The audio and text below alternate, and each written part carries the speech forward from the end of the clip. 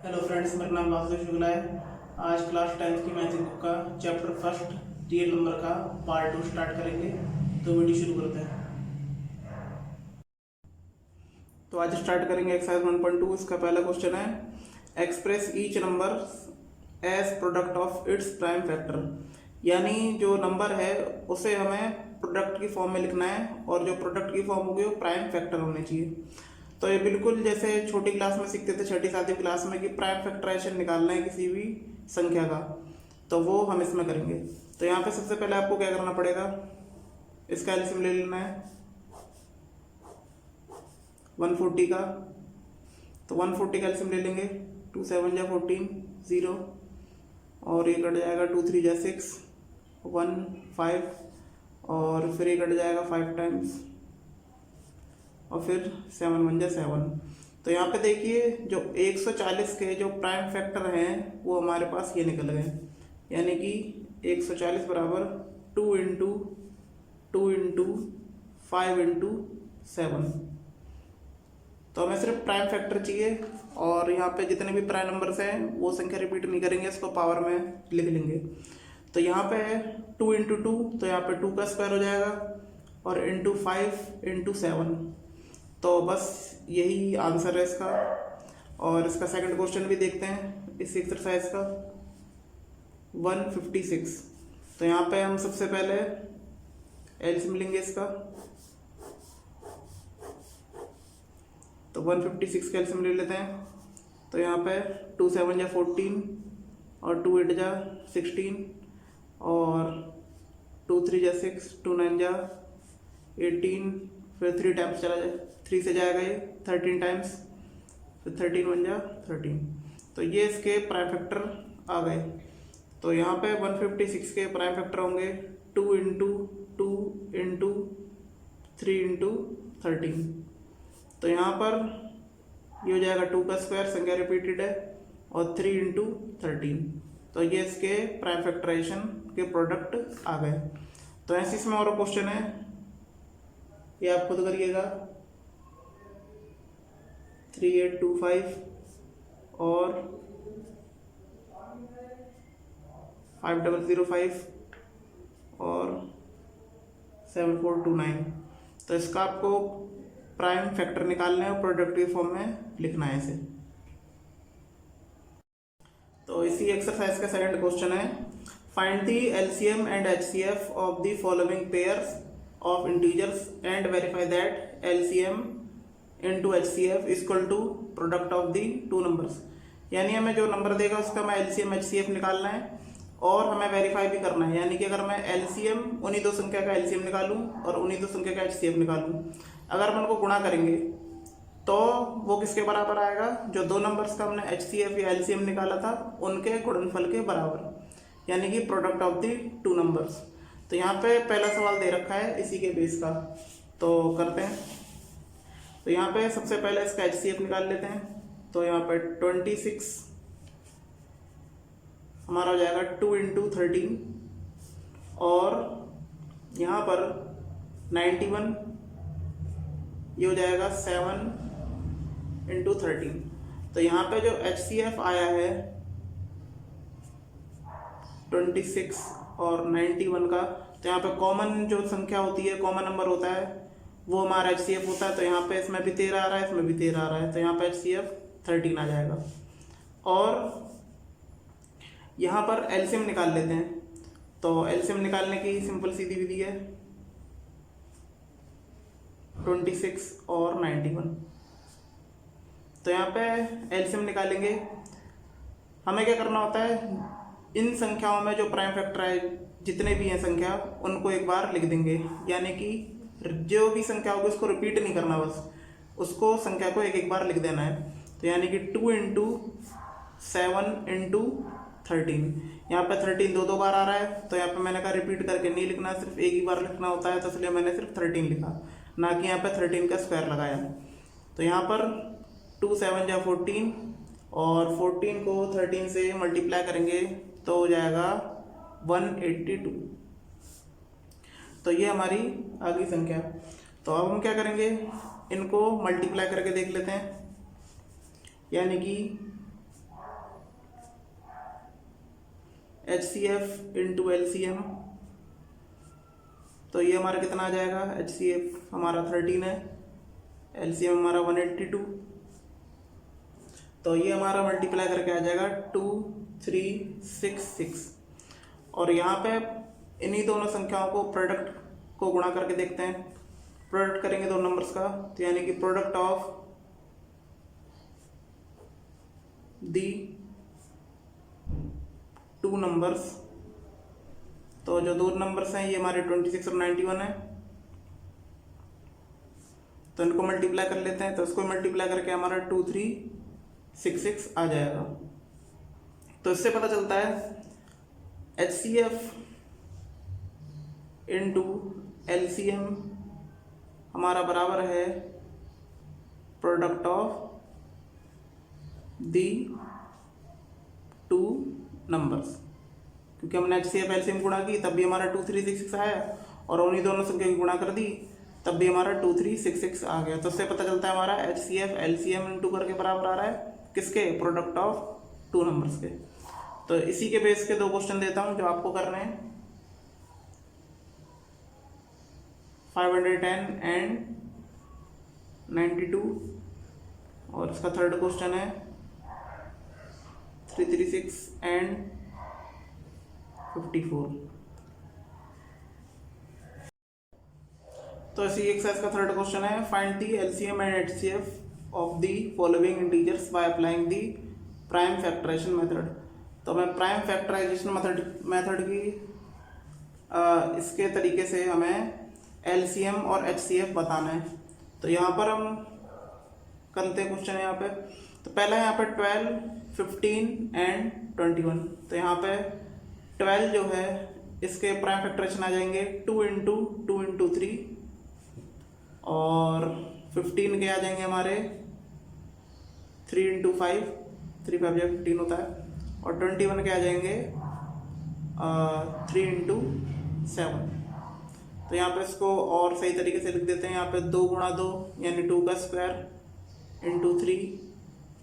तो अब ये पूरे प्राइम फैक्टराइजेशन जैसा आ गया है, और ये भी सब प्राइम फैक्टराइजेशन के तरीके से लिखे हुए हैं।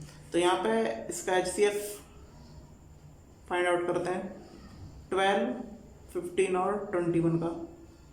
तो यहाँ पे तीनों का फैक्टर निकल चुके हैं। तो इन तीनों संख्याओं में जो कॉमन फैक्टर है वो हमारा 3 है, क्योंकि इसमें भी 3 आ रहा है, 15 वाले में भी 3 आ रहा है, और 21 वाले में भी 3 फैक्टर आ रहा है।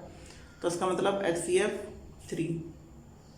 और जो LCM है 12, 15 और 21 का, तो मैंने बताया था कि इसमें संख्या रिपीटेड नहीं लिखते हैं। तो यहाँ पे देखिए, पहले लिखेंगे 2 का स्क्वायर और लिखेंगे 3, क्योंकि 3 देखो 3 बार आ रहा था, मैं 3 का क्यूब नहीं लिखूंगा, सिर्फ एक बार 3 लिखूंगा, और 5 और 7।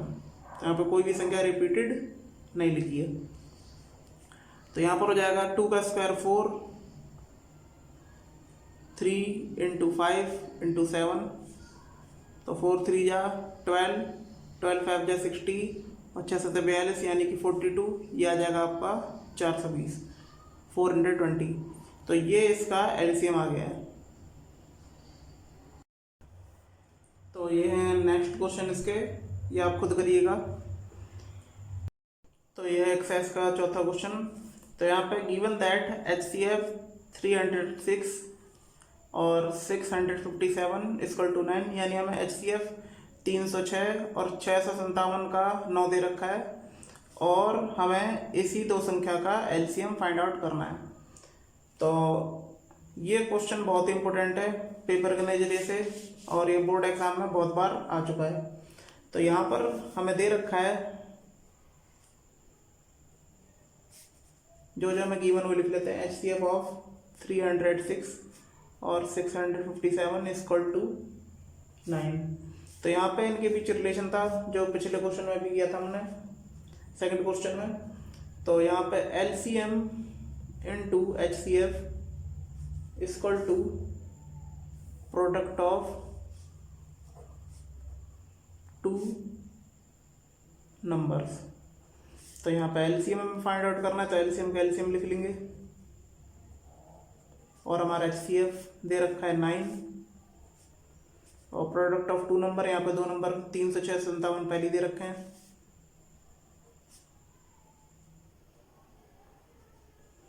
तो यहाँ पे मल्टीप्लाई है तो बराबर जाके डिवाइड हो जाएगा,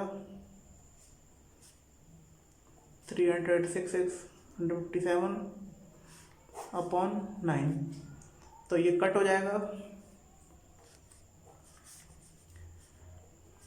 ये चला जाएगा 9 3 जा 27 और 9 4 जा 36 और ये 657। तो यहाँ पे इसको मल्टीप्लाई करेंगे तो एलसीएम हमारा जो होगा 306 और 657 का वो होगा हमारा मल्टीप्लाई करके 22338। तो ये फाइनली इसका एलसीएम आ गया है। तो ये सी एक्सरसाइज का क्वेश्चन है, check whether 6n can end with the digit 0 for any natural number n। तो यहाँ पर कह रहा है, यहाँ पे 6n दे रखा है यानी n 6 की पावर है। तो यहाँ पे कह रहा है ये n कोई नेचुरल नंबर है, यानी कि मैंने पिछली वीडियो में बता रखा है नेचुरल नंबर किसे कहते हैं, जो काउंटिंग नंबर्स होते हैं 1 2 3। तो अगर मैं n की वैल्यू 1 2 3 कुछ भी रखता हूँ तो जो इसका लास्ट डिजिट होगा वो होगा 0। तो ये हमें खुद चेक करना है कि क्या होगा कि नहीं होगा। तो यहाँ पर आपको पता होना चाहिए कैसी भी संख्या हो, लास्ट का जो 0 होता है उसका नंबर तो वो होता है 10 के टेबल में जो है, यानी कि जैसे 10 है तो 10 के लास्ट जो डिजिट होता है वो 0 होता है। और 10 की जितनी भी पावर्स होती हैं, जैसे 10 की पावर 2, तो इसका मतलब समझ जाते हैं कि 10 का स्क्वायर है तो 10 का स्क्वायर 100 होता है, तो उसके भी एंड पे 0 डिजिट आता है। और अगर 1000 हुआ तो उसकी भी जो एंड डिजिट होता है वो भी हमारा 0 होता है। तो यहाँ पे पता चल जाता है कि अगर जब एंड में 0 आएगा तो वो नंबर 10 होना चाहिए। तो यहाँ पर आपको पता होना चाहिए जो 10 के फैक्टर होते हैं वो हमारे होते हैं 2 और 5। तो ये कंपलसरी है, अगर 2 और 5 फैक्टर नहीं होंगे तो वो 10 नहीं आएगा, और 10 की किसी भी पावर करने पर उसकी जो एंड डिजिट होती है वो 0 नहीं होगी। तो यहाँ पे हमें सीधे सीधे क्वेश्चन पता चल गया कि ये नहीं होगा 6 की पावर n का। अगर मैं यहाँ पे 1 रखूँगा तो 6 की पावर 1 आएगी, तो 6 की पावर 1 तो 6 ही होगी। और अगर यहाँ पर 2 रख दी वैल्यू तो 6 का स्क्वायर 36, तब भी लास्ट में 6 आ रहा है। और अगर 6 की पावर मैंने 3 रख दी तो 6 क्यूब हो जाएगा, तो यानी 6 क्यूब कितना होता है हमारा, वो होता है हमारा 216। तो जितने भी नंबर्स होते हैं वो लास्ट में 6 आ रहा है, तो इस वजह से यहाँ पे पता चल जाता है कि ये एंड नहीं होगा 0 डिजिट से। तो ये तो हो गया ओरल, अब हमें रिटर्न में भी इसको देखना पड़ेगा। तो इस क्वेश्चन करते हैं, if any number ends with the digit 0 it should be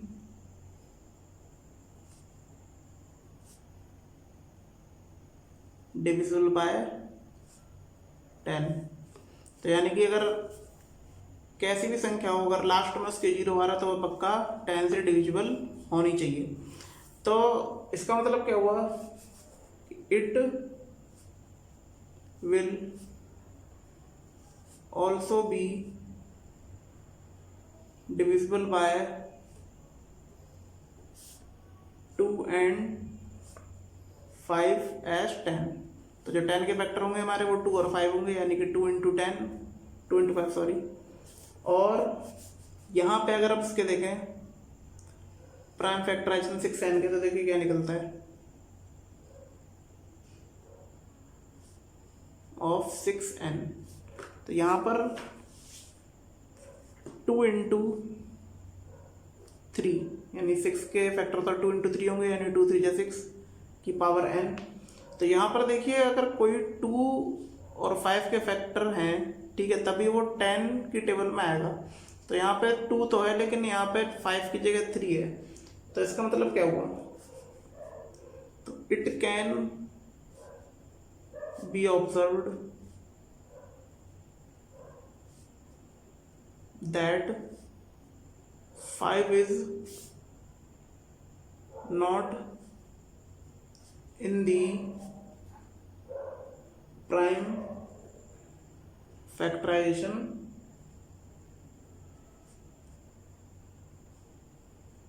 of 6n, यानी 6n में कोई भी 5 का फैक्टर नहीं आ रहा है, और इसीलिए hence for any value of n, 6n will not be divisible by 5।